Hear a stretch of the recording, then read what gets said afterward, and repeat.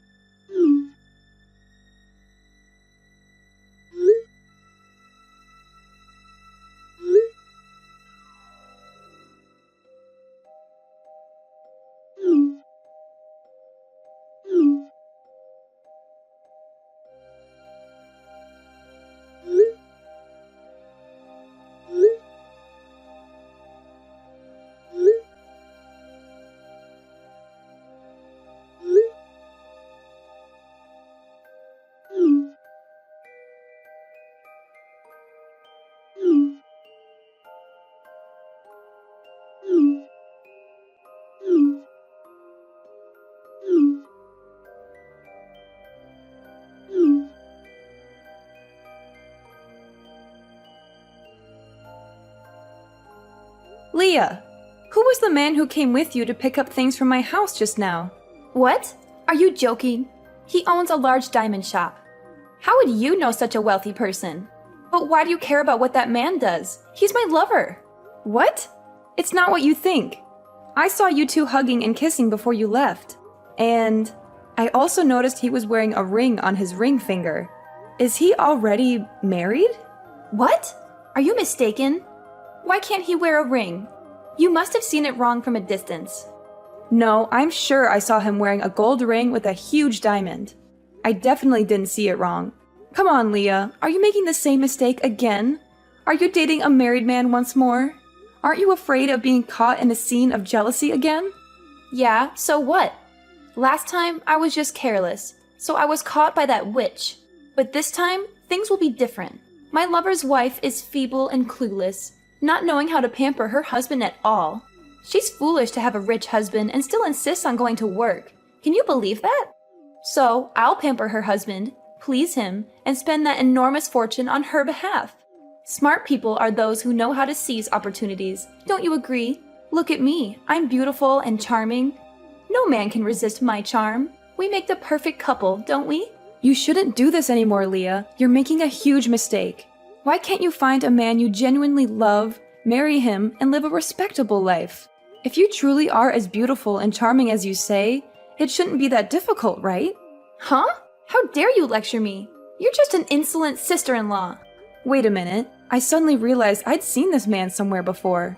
He looks very familiar, especially with that birthmark on his face. Is your lover's name Felipe? So what if it is? Oh my god, I remember now. He's my colleague's husband. I've seen her wedding photos, and he's the man who came to my house with you today. It's unmistakable. What? Are you kidding me? You must be mistaking him for someone else. In this world, there aren't many people with the same appearance, right? Oh, I got it. You want to steal my lover, so you said that to make me scared and break up with him, and you'll have a chance to flirt with him. No, Leah. I would never do that. I can say this because he has a very prominent birthmark in the shape of a boot on the corner of his left eye. The chances of finding someone with the same face, physique, name, and distinctive birthmark are almost impossible. Oh, whoa. I heard before that her husband ran a small jewelry store down the street, but I didn't realize they were that wealthy. Ha! Oh, this is just too perfect. In that case, can you help me convince your friend to divorce her husband and leave without any assets? Then I'll swoop in, marry him, and become a wealthy mistress. What a beautiful dream! And once I've lived a luxurious, happy life, I'll repay you generously. So, what do you think? A fantastic opportunity to get rich, isn't it, my dear sister-in-law? No!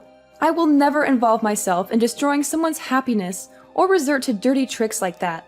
She's my best friend at work, and I don't want to see her hurt or sad. How dare you lecture me again?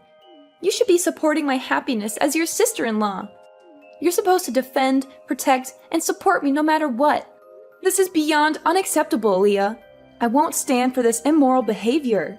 You need to put an end to this affair right now. Do you want to be caught in a scandal again? My coworker might seem calm, but believe me, she's not someone to mess with. And she happens to have a black belt in karate. Oh, so you're trying to scare me now? You think I'll back off because of your empty threats? Well, let me remind you that you're nothing but a jealous, insecure woman who's afraid of losing control over my brother. You want to keep him all to yourself, don't you? And now you have the audacity to threaten me, prevent me from finding my happiness, and even talk about beating me up? You really are a cunning fox. I'm not trying to threaten you, but I won't allow you to destroy someone else's happiness. You're my sister-in-law, and I care about you, but I can't condone your actions. You're treading on dangerous ground, and it's only a matter of time before the truth comes out. If you continue down this path, I won't hesitate to disclose everything to my coworker, and I can't guarantee how she'll react. You think you can control me with your warnings? You're just trying to protect your precious colleague. Well, let me tell you, I won't back down. You want to play dirty? Fine, bring it on. But remember, I won't back down. I'll fight for my happiness, and if you get in my way, you'll regret it. It's not about protecting my colleague, Leah. It's about doing what's right. You're crossing a line, and I won't stand by and watch it happen. Think about the consequences of your actions. If my coworker finds out the truth, things will only get messier. Don't pretend to be the righteous one here. You're just jealous because I can date a rich man. Well, guess what? I won't let anyone stand in the way of my happiness, not even you. Prepare for a war you can't win, Ivy. Hey, Ivy. I know this might come as a surprise, but I'd really like to invite you to lunch today. Oh, really? That's unexpected. Is there a particular reason you want to have lunch with me? Yes, there is. I've been doing some serious thinking lately, and I've come to realize the mistakes I've made, especially regarding my involvement with your coworker's husband. I want to apologize to you for my actions and the pain I may have caused you.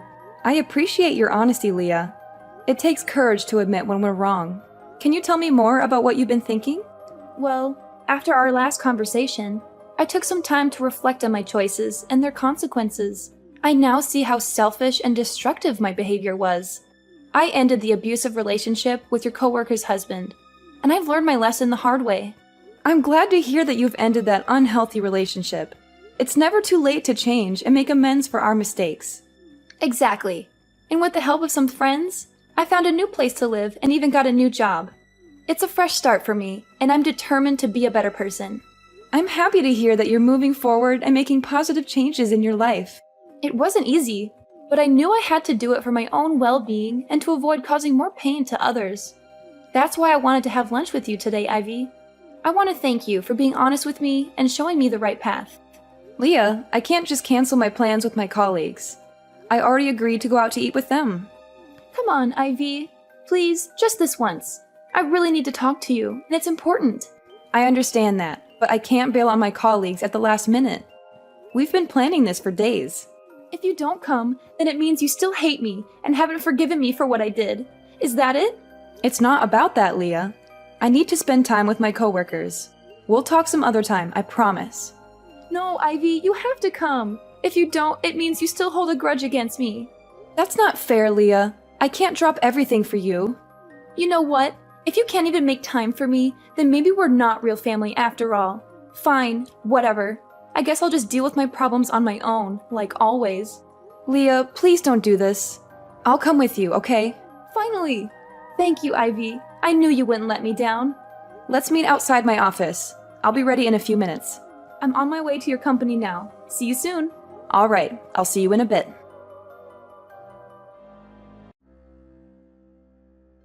Hey, you deceitful woman! You still haven't left my brother's house? I can't believe you, always preaching about being decent while you're the one caught in bed with another man, cuddling like it's nothing. Leah, you know that's not the truth. You set me up, creating a false story to make Noah misunderstand and scold me all this time. You were the one who invited me to lunch that day. Oh, I took you out to lunch, but you said you had a colleague's appointment and had to leave early. So, I let you go, but later I saw you with a man happily walking into a hotel. I got so worried, so I called Noah to come and check. When we opened the door, we found you cuddling with that man on the bed. You're a shameless, promiscuous, and unfaithful wife. That's not how it happened. I suddenly felt dizzy when I drank the bottle you gave me. Then, I woke up to find that man in the room trying to harm me. My clothes got torn during the struggle. You came in at the wrong moment, accused me of having an affair, and I couldn't explain anything because I was in shock. Haha, nice try, but you don't have to make up such a ridiculous story to escape your sins. We saw it with our own eyes, and no one will believe you now. I'm innocent, and I won't hide or beg for forgiveness for something I didn't do. Noah and I will figure it out once they sort through the misunderstandings. Stop calling Noah to urge him to divorce me. I won't give in to your manipulations. Who would believe you based on your words alone?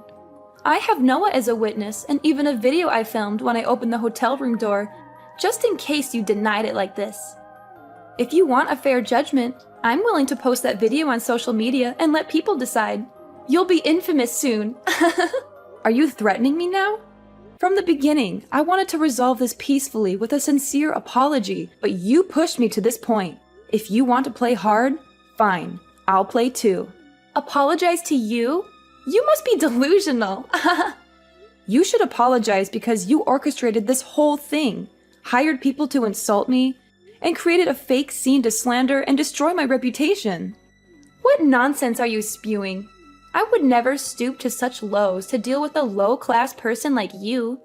You're pathetic, Ivy, making up wild stories in your head. Don't mock others so quickly. Karma will catch up to you. I not only know that you did it, but I also know your accomplice. He's my colleague's husband, or your lover. What? Who told you that? I told you I ended things with him. That's just what you say, but the truth is no one can verify it.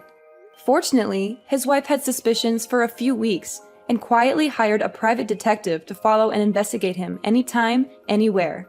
That day, the detective took a picture of you driving me to the back door of the hotel, where he was waiting, and he carried me up to the room. Since the detective couldn't come out, he realized I was a friend of his client and called my colleague to tell her the situation. She tried calling me multiple times but couldn't get through. So, she rushed to the hospital and found the staff who opened the back door for you and your lover to ask about the room number. But when she arrived, it was too late. You had already brought Noah up, and she could only lead me out of there to calm me down. What? Detective? That can't be true. His wife is clueless. She wouldn't do something like that. Well, that's just my opinion, right? But after I calmed down, I noticed a few things that didn't add up. Why did you give me a bottle of water when I got into your car? After drinking that water, I was suddenly stunned and didn't remember anything. And the hotel staff who opened the door for you also confessed that someone bribed him to do so and led them into the room. Huh? I just cared about you because it was a hot day. How can I trust your supposed proof? Couldn't you have bribed him to make up a story to frame me? Can you explain why you knew exactly which room the man and I were in? And you could lead Noah there accurately when you claimed you were just sitting in the car looking at me and the man entering the hotel. I asked the hotel reception and they pointed me to the room? I checked with the hotel, and they made it clear that the front desk is never allowed to reveal customer information to protect their privacy.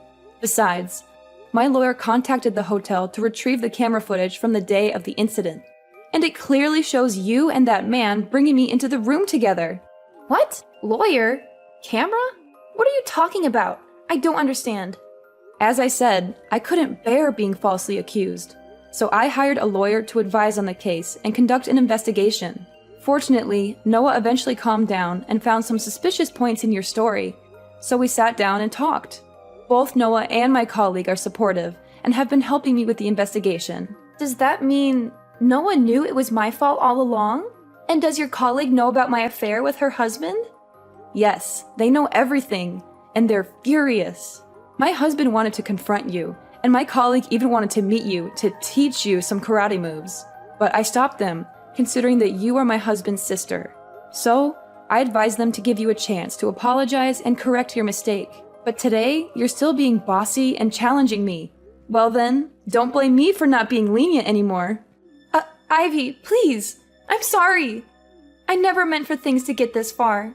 I was so blinded by my own selfish desires, and I made terrible choices. I am your family. You should protect me. I'm scared of what might happen now. You think a simple apology can erase all the damage you've done? You've shattered my trust, hurt my husband, and put my family through hell. Your lies and manipulation almost destroyed everything we built together. Do you even realize the gravity of your actions? I do. I really do. I was foolish and thought I could get away with it. Please, Ivy, I promise I'll never interfere in your life again. I'll end things with that man, and I'll stay away from your family. Just please, find it in your heart to forgive me.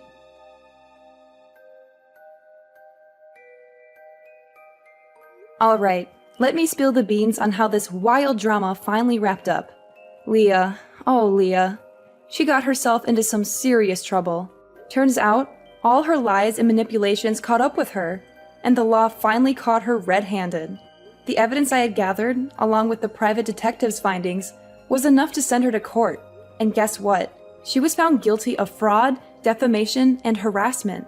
The judge didn't take her actions lightly, and Leah and her lover got slapped with a 5-year sentence. Yeah, that's right. 5 years behind bars. As much as I wanted her to change, I couldn't deny that she had to face the consequences of her actions. Sometimes, life has a way of teaching us hard lessons.